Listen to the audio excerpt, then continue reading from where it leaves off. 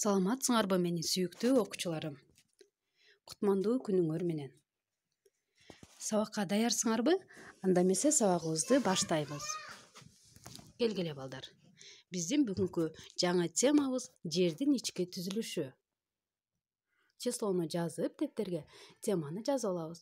Биз бүгүнкү темада балдар жердин ички түзүлүшү жана кабыктары боюнча терең түшүнүк алабыз. Жердин ички түзүлүшү боюнча сүрөттөрдү тартуу жана терминдерди жазуу менен ой жүгүртө аласыңар.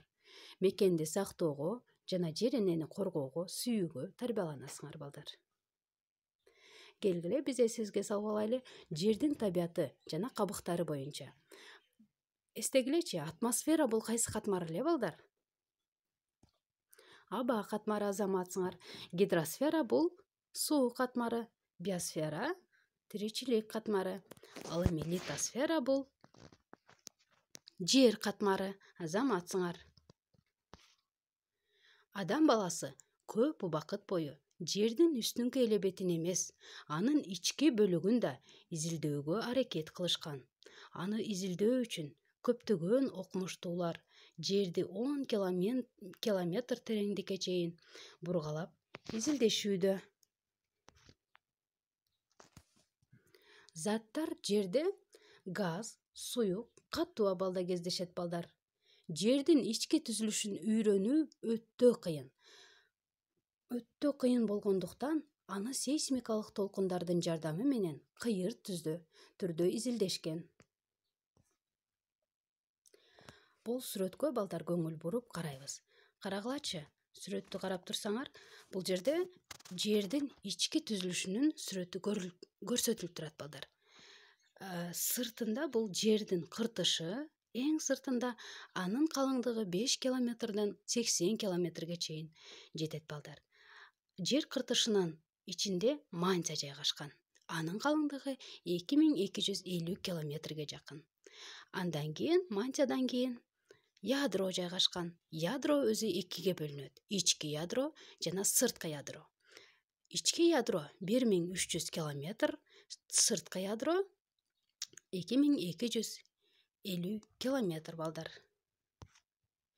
Биз жашообузда дайыма эле иштетип, дайыма эле пайдаланып жүргөн бул жумуртканы карап көргүлөчү балдар. Азыркы биз айтып өткөн ушул жердин ички түзүлүшүн ушул жумурткага салыштырсак болот. Мынакей балдар, карап көргүлө. Сырты бул жердин кыртышы, эң сырткы кабыгы. Андан кийин бул сүрөткө маани беребиз.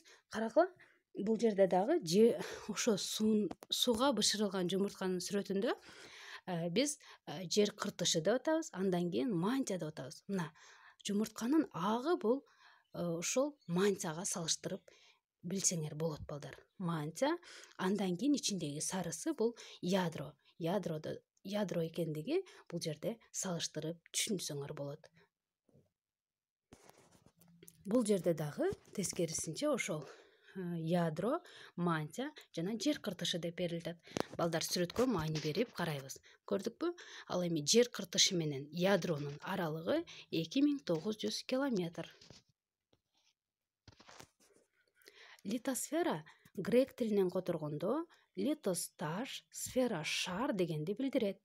Жер кыртышынын жана мантиянын үстүңкү катмарынын камтыган жердин сырткы катуу кабыгы, анын калыңдыгы 5 километрден 80 километр. Анда ар түрдүү организмдер жашоого мүмкүн. Жер кыртышы менен жердин ядросунун ортосунда жайгашкан, литосферадан төмөн болуп 2250–3000 километрге чейин созулуп жатат. Мантиянын температурасы жогору болгондуктан бул жерде заттар эриген абалда болот. Мантия жогорку жана төмөнкү болуп 3кө бөлүнөт. Ал эми ядро жер планетасынын борбордук бөлүгүн ээлейт. Анын орточо радиусу 3500 километрге жакын.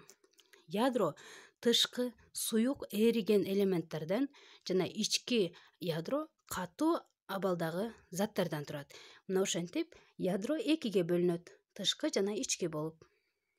Ядронун борбордук бөлүгүндө басым өтө тыгыз жана жогору болгондуктан анын температурасы 4000 градуска жетет балдар. 20-кылымдын 60-жылдарына чейин литосфера менен жердин кыртышы синоним катары каралып келген. Азыркы учурда окумуштуулар литосфера катмарынын бирдей эместигин далилдеген. Анын үстүңкү бети жер кыртышы деп аталат. 50 километр океандын таманындагы 100 километр материктердин астында жаткан бөлүктөрү Мохоровичич катмары деп аташат. Бул бөлүктө 5-8 километр секундка чейин ылдамдыктагы сейсмикалык толкундар болуп турат. Биз силер менен жогоруда дагы ошо жердин тереңдиктерин сейсмикалык жолдор менен эмне кылат дедик, изилдейт дедик. Ал эми сейсмика деген эмне? Сейсмика бул сейсмолог грек тилинен которулуп, жер титирөө, логос, окуу толкундары, жер титирөөлөрдүн, жанар тоолордун атылышынын негизиндеги жерде таркалуучу толкундар. Бышыктоо үчүн балдар бул суроолорго жооп бергиле. Мен түшүндүм деген темада силер биринчи суроо: жердин ички түзүлүшү кандай катмарлардан турат? Ядронун орточо радиусу канча километр? Литосфера деген эмне? Келгиле балдар. Видео сабакты акырына чейин көрүп бүткөн болсоңор, ушул эле группага ушул суроолорго жоопторду жазабыз. Мен силердин бүткөнүңүздү